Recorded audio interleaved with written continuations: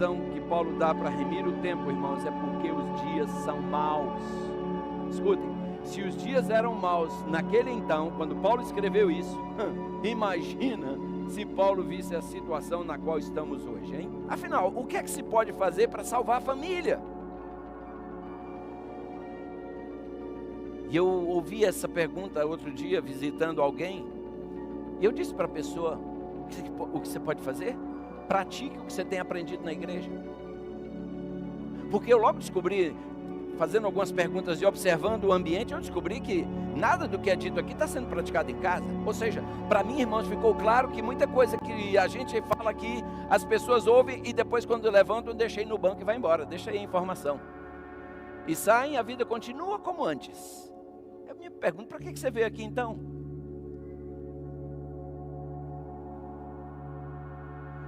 A vida de muitos cristãos, irmãos, parece que tem um botão que eles ligam e desligam de acordo com a sua própria conveniência. Quando é conveniente, on. Quando não é conveniente, off. Mas escute, nem tudo pode ser tratado assim. Se nós queremos salvar nossas famílias, o que nós precisamos é colocar Deus de volta no trono. Eu vou dar uma outra chance para quem não falou amém. A solução para os problemas de nossas famílias é colocar de volta Deus no trono. E amém pelo seu amém, porque é isso que nós precisamos. Tem um hino do Arautos do Rei que diz: no trono do viver só há lugar para um. Deus não aceita concorrência, irmãos, seja ela do nível que for. Eu disse aqui algumas semanas atrás, quando o assunto é salvação, Deus é inclusivista. Ele inclui, a salvação está aberta para todos. Agora, quando o assunto é santificação, aí Deus se torna exclusivista. Ele nos chama de povo meu. Ele se declara um Deus ciumento. Ele é exclusivista, ele não aceita que um filho seu esteja se dobrando para nenhum outro Deus. Primeiro mandamento já, não terás outros deuses. Olha, ele é exclusivista. Agora, nós estamos permitindo, irmãos, que o diabo infiltre em nossos lares e faça festa. Eu mencionei há umas semanas atrás, eu vou trazer de volta à memória um fato. Alguns estudos mostram que se na igreja adventista nós mantivéssemos nossos filhos, não perdêssemos nossos filhos, essa igreja seria hoje 3 vezes maior do que ela é. Sem gastar um centavo com evangelização, só mantendo os nossos. Que dia um muçulmano bateu a sua porta para oferecer um estudo do Alcorão? Alguém aqui já recebeu essa visita? E nunca vai receber. O islamismo cresce? O que vocês acham? E como, Carol? Numa velocidade incrível. Como? Dentro de casa. Filho de muçulmano permanece muçulmano. Por que filho de adventista não permanece adventista? Por que é que nós achamos normal alguém perder o primeiro amor? Por que é que às vezes até fazemos chacota quando tem alguém que leva a religião a sério, que leva a sua vida espiritual a sério? A gente diz, tá bom, irmã, eu sei, isso é o primeiro amor, eu já passei por isso, vai passar, viu? Parece o Satanás falando. Ora, vai passar. Você deveria ter vergonha de que passou na sua vida. Era para dizer, irmã, que bênção, irmã, a senhora está vivendo o primeiro amor, eu preciso voltar a esse nível que eu te vejo. Essa deveria ser nossa postura, e não a postura cínica do, vai passar. Eu sei, eu já passei por isso. Irmãos, somente Deus é a resposta para os desafios da família hoje, e Ele precisa ser tornado real para nós, para nossas crianças. Deus precisa ditar as normas e procedimentos dentro da nossa casa. Ninguém precisaria ir lá e olhar meu guarda-roupa e dizer: tira isso, tira aquilo outro. Não, se meu guarda-roupa foi montado com Deus presidindo a minha casa, tudo que está ali honra e glorifica a Ele. E vale lembrar, estou falando de guarda-roupa masculino e feminino. Eu me lembro, irmãos, de algum tempo aqui haver feito uma aplicação secundária das palavras de Maria a Jesus por ocasião da morte de seu irmão Lázaro. Os senhores se lembram? Em João 11, versículo 32, quando Jesus chegou, Lázaro já estava na sepultura. O que foi que Maria disse para Jesus? Senhor, se tu estivesses aqui, o que ela disse? Meu irmão não teria morrido. Por isso que eu estou lembrando, eu estou fazendo uma aplicação agora secundária dessas palavras. Possivelmente muitos pais poderiam falar a mesma coisa hoje, diante do desmoronamento do seu matrimônio, ou diante da morte espiritual de seus filhos. Muitos pais talvez poderiam estar dizendo: Senhor, se tu estivesse presente aqui em meu lar, meu casamento, meu filho, minha filha, não teriam morrido. Quando o nosso casamento não vai bem, ao invés de plantarmos o joelho no chão e clamar a Deus, nós dizemos: vamos separar, porque esse negócio não está funcionando, vamos separar. Irmãos, isso é a maneira como o mundo lá fora faz. Nós não. Vamos lutar. Casamento é uma ferramenta de preparo para os céus. Casamento não é uma Disney World. Casamento não é uma Shangri-La da vida que você vai. Não! Casamento é você tomar a cruz e dizer: minha cruz eu tomo e sigo. Tem umas cruzinhas por aí que são bem pesadinhas, irmão, mas segura. Você escolheu. Quando você estava solteiro, você tinha a vida inteira para pensar. Teve pressa, agora segura. Montou no jumento antes da hora, aguenta o trote agora até o fim da jornada. Não tem esse negócio de estou fora, tem não. Deus odeia isso. Nós precisamos voltar para Deus, queridos. Uma outra aplicação que eu me lembro ter feito aqui, também no passado, uma aplicação de novo espiritual, foi no caso de Jairo, estão lembrados? Sua filha, pré-adolescente, estava morrendo em casa. E ele saiu correndo em busca de Jesus. Irmãos, pelo menos Jairo sabia onde encontrar a solução para o problema de sua filha, amém? Ele correu em busca de Jesus. E a gente lê em Lucas capítulo 8, versículos 41 e 42.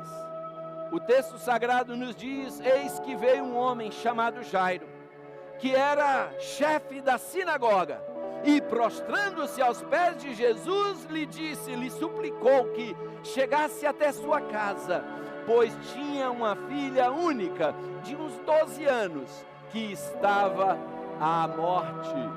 Irmãos, eu estou fazendo uma aplicação espiritual secundária, não se esqueçam. Quem era Jairo, de acordo com esse texto? A Bíblia diz que Jairo era um líder, era um chefe da sinagoga. Nós estamos falando aqui de um homem de muito prestígio espiritual. Estamos falando de um homem de refinada cultura, um homem influente no contexto espiritual judaico. No entanto, em casa, a sua filha estava morrendo, estava doente. Outro dia, irmãos, um colega meu de ministério entrou em depressão profunda porque seu filho se declarou homossexual.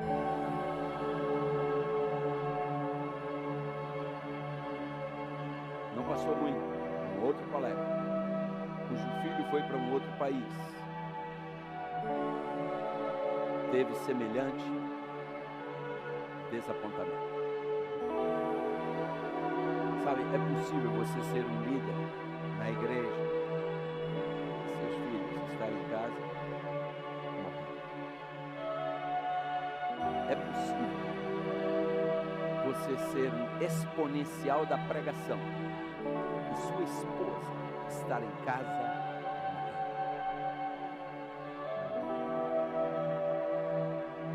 Líderes da minha igreja, anciãos da minha igreja, diáconos, demais líderes de todos os departamentos, nós temos primeiramente, acima de tudo, um compromisso com Deus e com nossa família. De que me adianta salvar o mundo e perder os meus? Que céu será céu para você sem seu filho, sem sua filha? Há muitas esposas, queridos, clamando por atenção. A mulher tem uma natural necessidade, em toda mulher, isso está nela. A mulher precisa de carinho. Infelizmente, os machos só fazem carinho quando querem. Os senhores sabem. Homem não. Homem faz carinho a qualquer momento, todo o tempo. Macho só faz quando tem interesses. Eu espero que minha igreja seja uma igreja formada por homens e não por machos. Até porque todo homem é macho, mas nem todo macho é homem. Precisamos, irmãos, dar carinho aos nossos filhos. Se você não sentar sua filha no colo, ela vai sentar no colo de alguém com intenções impuras. Se você não tiver tempo para sentar no tapete e brincar com seu filho, com sua filhinha, amanhã ela estará te ignorando num asilo da vida. Sim, porque pais que negligenciam filhos terão no futuro filhos que negligenciarão seus pais. Investamos na família, meus amados. Lázaro tinha a filha morrendo em casa. E eu faço uma pergunta: pais, vocês por acaso sabem como anda a saúde espiritual de seus filhos? Qual foi a última vez, pai? Qual foi a última vez, mãe, que você sentou com seu filhinho, com a sua filhinha, para estudar a lição da escola sabatina? Para ler a Bíblia para ele ou para ela? Qual foi a última vez que você se preocupou em chegar cedo na escola sabatina, porque temos alimento para suas crianças, alimento espiritual? Qual foi a última vez? Estamos nós conscientes de como anda a situação, a saúde espiritual de nossos filhos? Pode ser o caso de eles estarem morrendo, como era o caso da filha de Jairo, já morto, como era o caso de Lázaro. Irmãos, nós encontramos uma importante admoestação no livro de Provérbios, capítulo 27 e 23. Eu gosto muito desse texto. Olha só o que diz, e eu o aplicaria à família agora. O que diz o texto? Leiam comigo, o que diz aí? Procura o quê? Procura conhecer o estado das tuas ovelhas e cuida dos teus rebanhos. Queridos, conhecemos nós o estado de nossas ovelhas? Estamos nós cuidando dos nossos rebanhos? Porque se nós não fizermos, o diabo faz. Se você não tiver tempo, o diabo tem, todo o tempo. Se você não investir, ele está investindo, todo o tempo. O professor da cadeira de mestrado da Universidade da Carolina do Sul, que inclusive tem um PhD com ênfase na educação de criança, esse homem diz que o que acontece no período da infância determina em grande medida o que aquela criança se tornará na vida adulta. Vejam só as palavras dele. Ele diz assim: observe o comportamento e os hábitos de uma criança nesse período formativo, e ele aqui se refere aos primeiros 7 anos de vida da criança. E ele diz: então observe os hábitos de uma criança nesse período formativo da sua vida, e você poderá prever com quase 100% de certeza quem ela será no futuro. Esse indivíduo tem um PhD, irmãos, e quando se tem um PhD, Aí todo mundo para ler com calma. Opa, quem falou aqui tem um PhD. Esse cara sabe. Uau, eu louvo ao meu Deus, porque uma senhora chamada Ellen G. White, sem nenhum PhD, há 160 anos atrás já falou isso aí. Assim, no livro Orientação da Criança, página 193, ela disse: não se pode acentuar demasiado a importância da educação ministrada à criança. Em outras palavras, Ellen G. White está dizendo, não dá para a gente exagerar a importância da educação dada à criança em seus primeiros anos. E agora ela segue. As lições que a criança aprende durante os primeiros, o que agora? Os primeiros 7 anos de vida tem mais que ver com a formação de seu caráter do que tudo que ela aprenda em anos posteriores. Irmãos, até os 7 anos, segundo Ellen G. White, você faz o alicerce da casa. Até os 7 anos. A minha esposa foi a professora de meus filhos até os 7 anos. Aos 7 anos eles foram para a escola pela primeira vez. Nós procuramos seguir a orientação que recebemos do Senhor. Eu tenho uma boa notícia para dar aos senhores. Funcionou. Deu certo. Fique à vontade para copiar, ou para seguir. Não tem copyright. Segue, veja.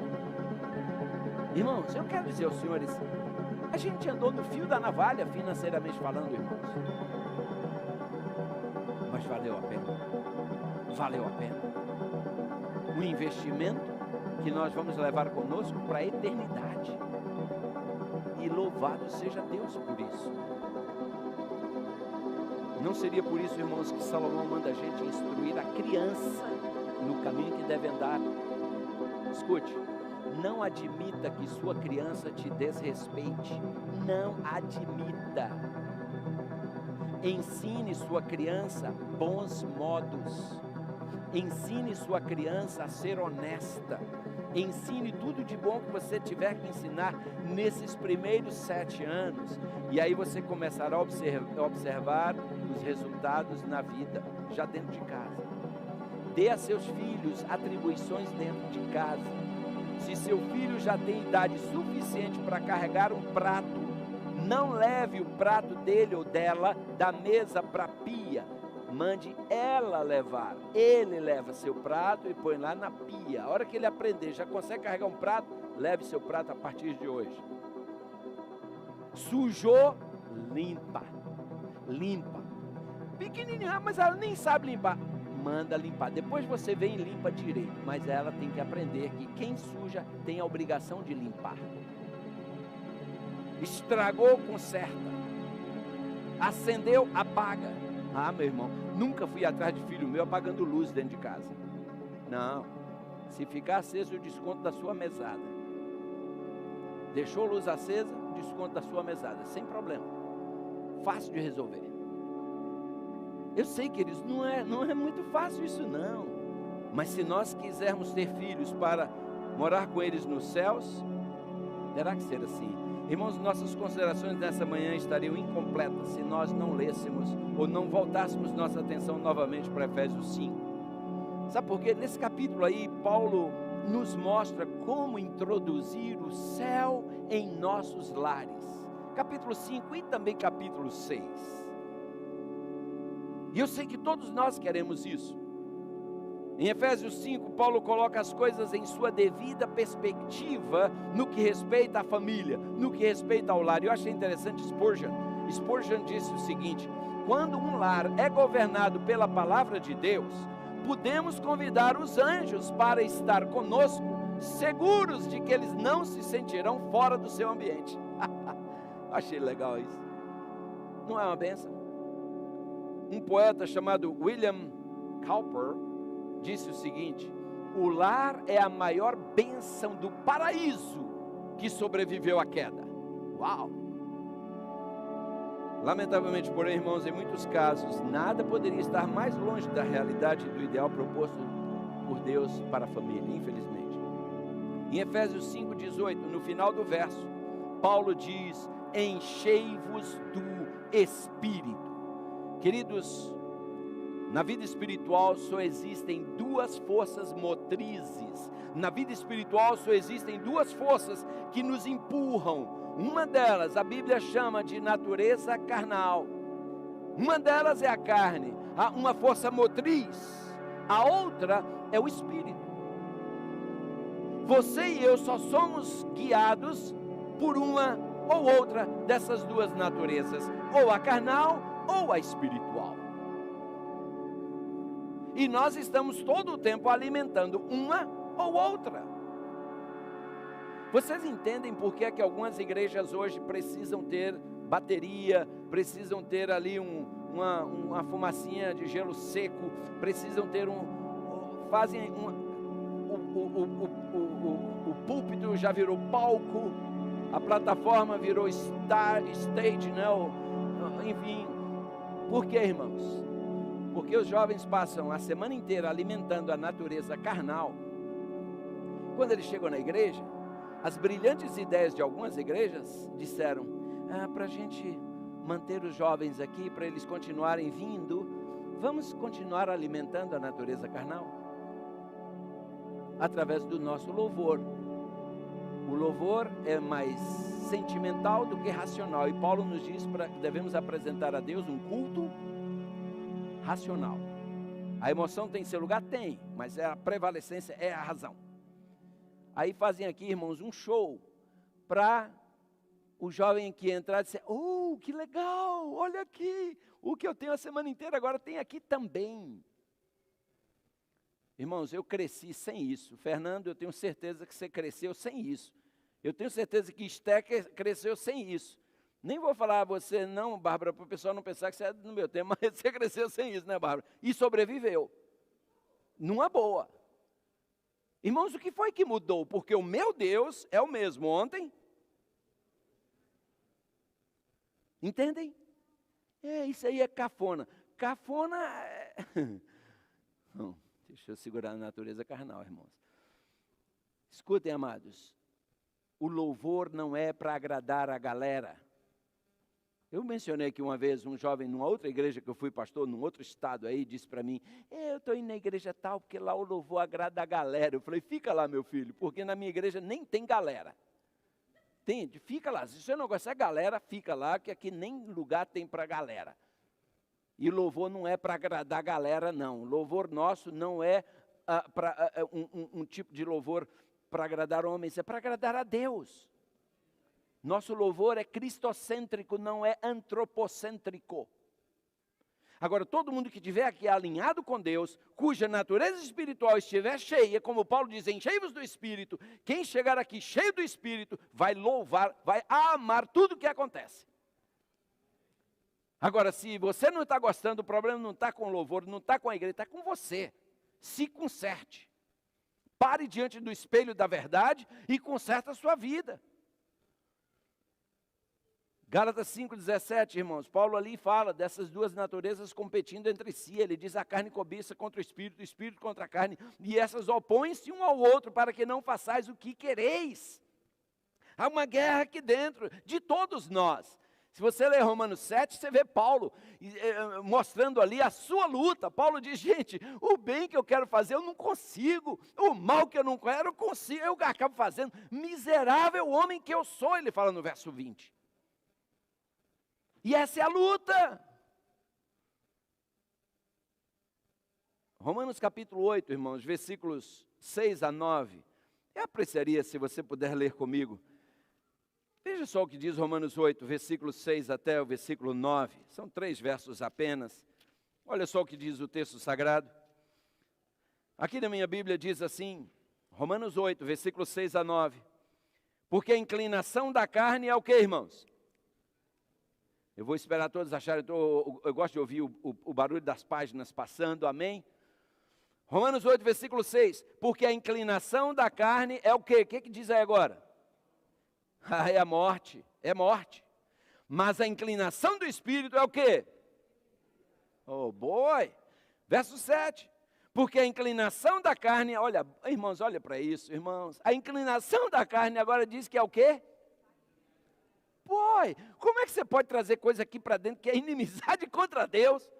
A inclinação da carne é inimizade contra Deus, pois não é sujeita à lei de Deus, nem em verdade o pode ser. Portanto, os que estão na carne, o que diz agora? Boy, não podem agradar a Deus. Vós, porém, aleluia, não estáis na carne, amém, irmãos? Esse amém saiu meio fraquinho, hein? Vós, porém, não estáis na carne, mas no Espírito. Se é que o Espírito de Deus habita em vós. Paulo deve ter escutado do seu amém fraquinho aí, está dizendo, se é que o Espírito habita em vós. Mas se alguém não tem o Espírito de Cristo, esse tal não é dele. Você entende a importância do assunto? Veja porque Paulo nos manda encher-nos do Espírito. Irmãos, aqui para mim está a raiz de todo o problema. E o povo aí fora não entende isso. Não vê assim. E eu preciso confessar uma preocupação aqui. Alguns de nós também não vê assim, parece não ter essa consciência. Nós acabamos de ler que o pendor da carne dá para a morte. Portanto, irmãos, se nosso matrimônio está morrendo, se nossos filhos estão morrendo espiritualmente, é bem possível que lá em casa não seja o espírito que esteja guiando, mas a carne. Qual o tom de voz com que você conversa com sua filha? Qual é o tom de voz? O tom da sua voz vai determinar se você está falando na carne ou no espírito. Porque os frutos do Espírito nós conhecemos quais são: amor, paz, longanimidade, benignidade, fé, mansidão, temperança. Olha, irmãos, nós temos isso lá em casa. Se temos, amém. Nossos lares estão cheios do Espírito. Nossas relações matrimoniais revelam isso. Agora, se não, pense como é que está a coisa lá em casa. Quem é que está regendo as coisas lá em casa? É a carne ou é o Espírito? É bem possível, irmãos, que nós estejamos inconscientes dessa realidade, e graças a Deus porque viemos aqui hoje, porque Deus nos está chamando para esta consciência. Nós lemos que os que estão na carne não podem agradar a Deus. Você entende agora porque é que em Efésios 5,15, Paulo diz assim: vede prudentemente como andais, não como nécios, mas sim como sábios. Eu acho interessante que no verso 16, ele mostra um senso de urgência em suas palavras, quando ele fala assim: remindo o tempo, porque os dias são maus. Irmãos, remir significa, quando você remir algo, significa comprá-lo de volta. Remir algo significa recuperar a sua posse. E Paulo nos manda recuperar a posse de quê, irmãos? Comprar de volta o quê? Remindo o quê? O tempo. Irmãos, nós temos perdido muito tempo com coisas que não têm valor algum. Por isso eu gosto daquele pensamento que eu já mencionei aqui muitas vezes. A falta de tempo é a desculpa de quem perde tempo por falta de método. Sempre que você pedir a um desocupado para fazer alguma coisa, ele vai te dizer que não tem tempo. As pessoas ocupadas sempre encontram tempo. Remindo o tempo.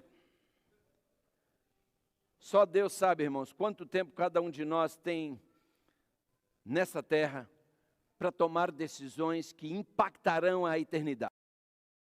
E a razão que Paulo dá para remir o tempo, irmãos, é porque os dias são maus. Escutem, se os dias eram maus naquele então, quando Paulo escreveu isso, imagina se Paulo visse a situação na qual estamos hoje, hein?